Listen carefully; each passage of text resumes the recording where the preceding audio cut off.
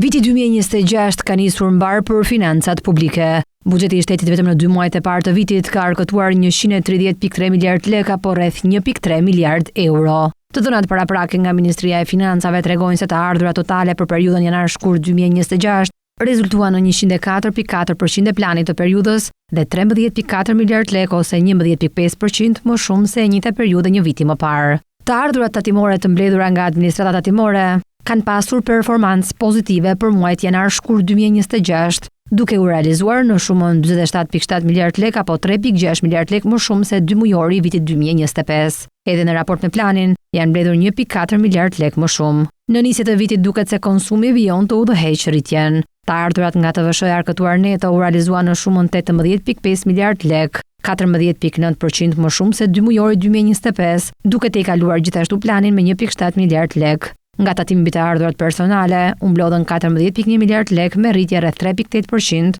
në raport me 2 muajt e parë të 2025-s. Të ardhurat nga sigurimet shoqërore dhe shëndetësore u arkëtuan në vlerën e 32.2 miliard lek, me rritje prej 7.7% krahasuar me 2 mujorin 2025. Nga tatimi mbi fitimin, u mblodhen 7.4 miliard lek për janar-shkurt 2026, ndërsa nga taksat nacionale 7.7 miliard lek. Të ardhurat e mbledhura nga administrata doganore për janar-shkurt 2026 u realizuan në vlerën 33.1 miliard lek apo 91.7% e planit. Të ardhurat nga TVSH në import ishin në vlerën 21.5 miliard lek, të ardhurat nga akciza rezultuan 10 miliard lek apo 5.9% më shumë se njëjta periudhë një viti më parë.